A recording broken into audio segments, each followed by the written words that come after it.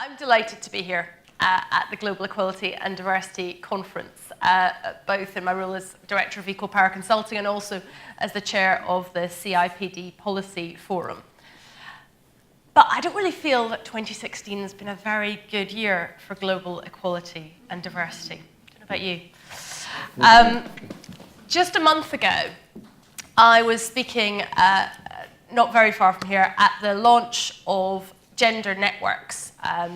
Vanessa Valley's the Network of Networks is the one for gender has rebranded and relaunched, and I know many of you will be familiar with Vanessa and the work that she does, and it was a really exciting and inspiring evening, and I made a speech there where I talked about the American presidential election, and I envisaged what it would be like to have the first female president of the United States. But I cautioned because at that time, Hillary Clinton had surged ahead in the opinion polls, and there was a real feeling of optimism. But I pointed out that up until that point, it had been neck and neck, and the only thing that had actually pushed her ahead in the polls is when her opponent had been caught bragging on video about sexually assaulting women. And if that is the only scenario when an incredibly qualified woman could get ahead of the polls in such a presidential election, then perhaps that wasn't such a cause for optimism after all. I also warned that if we saw President Clinton, there would be a torrent of misogyny unleashed, and there would be a huge feeling that all of the battles for equality had been won. What more would we want if we had President Clinton and Chancellor Merkel and Prime Minister May and Christine Lagarde? If only that's the problem that we were dealing with right now. In the end, it turns out that saying you want to ban Muslims from entering a country, branding a whole nation of Mexico as rapists, bragging about sexual assault, mocking people with disabilities, and choosing a running mate who supports gay conversion therapy is not a barrier to the highest office in the United States, which is itself one of the most diverse countries in the world. And I think that really does give all of us working in equality and diversity pause for thought. Because while clearly there are some pretty horrendous people who have supported Donald Trump, and I think some of his appointments leave significant room for concern about what will happen, there were millions of people who voted for Donald Trump who are not racist, who are not misogynist, who are themselves men, women, black, Latino, white, although I think a shout out to black women is in order, 94% of whom supported Hillary Clinton. Kudos to black women in America. So these people, this was not their top priority, making sure that inclusion in their society was going to be welcomed. And inclusion can be difficult, and it's particularly difficult when people are struggling economically and when there is a fear of difference. And so that's the context within which we're operating, and I want to talk about three key challenges. It is a challenge for us to combat complacency and to fight against diversity fatigue. We do need to include everyone in our journey. And we also need to go from an incrementalist approach to one which is much more transformative. So, in terms of complacency, it would be really easy to look at the mess that politics is in at the moment, frankly, probably whichever established democracy you care to look at, and think, but that's all right, that's politics. Business is different. The workplace is not suffering from that. But when you actually scratch the surface, if you look at the rise in hate crimes that we saw and are continuing to see here in the United Kingdom in the wake of the Brexit vote, that we have seen in the wake of Trump's victory in America, in the worrying poll figures that come in France. Yes, that's sometimes people in the street and things that are happening in social situations, but these comments are being made in workplaces too.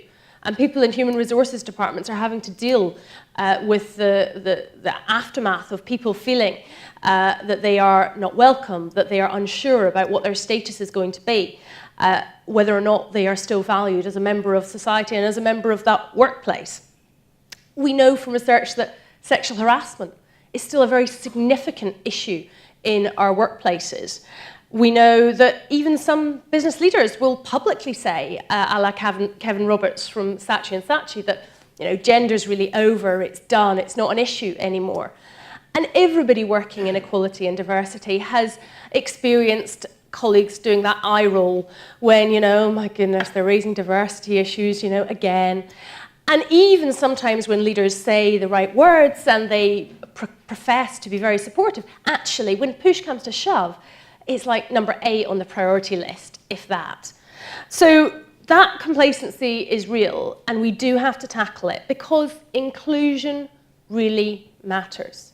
And perhaps we can see that more clearly than ever. And if we want to take a silver lining from events in the last few months, and my goodness, you have to look quite hard, but perhaps that's it, that it will be easier to challenge that complacency. Because this is about the kind of society we want to live in. It's about the kind of organisations that we want to work in. We spend a lot of our lives at work. And so we want them to be places where everybody can feel safe, can feel valued, and can feel that it's somewhere they want to go. And, there is nothing inevitable about progress at all. So the business case is incredibly important, and it is clearly there.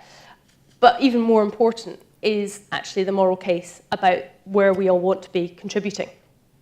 Secondly, we have this challenge to include everyone. Too often, we see the word gender and we think women. We see the word race and we think BAME. And it's not like that. All of us have a gender and a race and a sexual orientation and an age. And there's some other characteristics that might change at various points during our lives, what religion we follow, if any, whether or not we have a disability. But we all have these characteristics. And they interrelate. So when I was elected to Parliament at the age of 25, I didn't think I experienced a huge amount of direct sexism just on the basis of gender. But the combination of being a young woman certainly was powerful in terms of being mistaken for a secretary on more than one occasion. And in fact, that even happened when I was a minister, sitting in my ministerial office, having a meeting with somebody who had come to see me. So that intersection is one I've experienced. Equally, at the other end of the age spectrum, where are the older women in our, imagery in our television screens, in our organisations? It's almost as if there's something, weird that happens to women when they reach the age of 50 and they're no longer allowed to be seen and they have to go and, hide in a hut somewhere. So we have these intersections. And if you look at things like employment statistics, Muslim women, they face huge barriers, a sort of double whammy or triple whammy of discrimination. If you look at young black men and the numbers and the figures of how often they will be stopped and searched. I've never been stopped and searched by the police. I mean, you go and speak to any young black man and, they will have experienced that. Or if you look at poor white boys, we know educationally the challenges that they're actually facing are very significant. So we all have these issues to respond to. And it's, of course, the case that not everybody will experience the same level of disadvantage in different circumstances. But these are not issues just for someone else, just for another group. They're issues that affect everybody. And even for those that enjoy privilege, there are downsides of the stereotypes. So we had on Saturday International Men's Day. And there's a really interesting graph that I like, which normally comes out in March, actually. So it's the number of Google searches for International Men's Day. And as you would expect, in November, around International Men's Day, there's a lot of Google searches for International Men's Day. But the day when there's the most searches for International Men's Day, it's March the 8th, International Women's Day. And it is the sort of, it's International Women's Day, my goodness. Why isn't there an International Men's Day? Oh, actually, turns out there is. And I think that really sums up how sometimes the gender thing is sort of pitched as men against women, as if we have an International Women's Day, we can't possibly care about issues that affect men as well, or vice versa. And of course, it's not true. I'm delighted that we have an International Men's Day, and it is being taken more seriously now, because there are very significant issues that affect men. Suicide is the leading cause of death amongst men under the age of 40. We saw new research this week that showed that men who are conforming to the sort of hyper-masculine stereotypes actually experience lower well-being and less good mental health. And indeed, the whole issue about men as fathers, my proudest achievement in government was introducing shared parental leave, because dads get a really raw deal. In this country, it was just 2 weeks of paternity leave. Now there is the ability to share parental leave, but even so, it didn't go as far as I wanted. There needs to be more dedicated leave for dads. And the prejudice that dads face, they take their baby out on the bus and they're, oh, are you babysitting today then? As if it's possible to babysit your own child. Or the sort of unsolicited advice that they get as if they're clearly incapable of doing it. So, we do have to recognise that these issues affect everybody, and everybody should be involved, and everyone can benefit from us creating a much more inclusive organisation and society where we treat people as individuals. And then we need to go from being incremental to being transformational. And at the start, it's always going to be, when you're pioneering, that you get that first black person to be doing a particular role, or the first woman leading that organisation. And it is about getting that sort of foot in the door and getting a slight change. But we do need to get beyond that. I remember speaking to a particular industry that was sort of saying, oh, well, we're doing really well on BAME, because, we've got 14% BAME in this industry, and, that's the national average. And I'm like, yeah, but 80% of the people that work in this industry are based in London. So how, in what way do you think 14% is good, when you look at the diversity that exists within London? Or, the 25%. What is it about 25%? I mean, I know it's a staging post, but, we had the 25% women on boards target. There's been the 30% club. Simon was talking about the 30%, EY and levels above senior manager. I get that we have to set realistic targets, but do you know what? Our benchmark shouldn't be 25%. We shouldn't be looking and saying, oh, it's much better than when it was 12%. Our benchmark for gender should be 50-50. And we really ought to be aiming at that. But that is a hard thing to do if you don't start transforming an organisation. We do need to challenge those structural barriers. Is the business model of an organisation based in a way that if somebody is to have a family, they basically have to have a stay-at-home spouse? And there's plenty of cases where that is the basic deal. Or, full-time nanny or so on. Is that really sustainable? Is that really something where more and more couples have both people working if they're in a parenting relationship? That's going to be a problem in terms of talent. So yes, that needs to change from a D&I perspective, but it's also something where you need to transform the way you're working for the future talent wars. And indeed, the way in which technology is changing and disrupting industries. CIPD research shows 76% of organisations and employers offer some kind of flexible working. But often it's part-time or remote working, and that's kind of it. Actually, if you look at compressed hours, term time working, job sharing, it's a tiny percentage that are actually using those different types of flexibility. And yet we know that the world of work is going to change out of all recognition.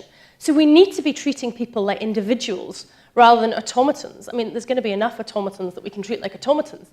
We need to be making sure that people can be treated as human beings who have lives outside of the workplace. And then the pay gap reporting, which was my final achievement in government after 5 years of deadlock. We finally broke through and got that commitment to introduce gender pay gap reporting. Lots of companies are now looking at how they're going to do that. I appreciate that's not easy when the government hasn't published the final regs, and I hope they'll get on with it. But you're missing a trick if you're only looking at gender in your pay gap stats. And some of you might need to also improve the monitoring. You might not be able to have such good data on disability or BAME or religion, but that's the next challenge. So rather than just thinking about incrementally, what does this individual legislative change mean now? How does it affect how you look at pay, benefits, and how people get promotion and pay more generally in your organisation? In short, this needs significant leadership. There's not a quick fix. There's not a single initiative that's going to make the difference. But leadership does need to be engaged in how organisations will transform to make inclusion a reality. So, in conclusion, we're nearly at the end of the year. It's almost December, and what a year it's been. I suspect I won't be the only one on December the 31st, raising a glass, heartily seeing the back of 2016 and hoping that 2017 will be better.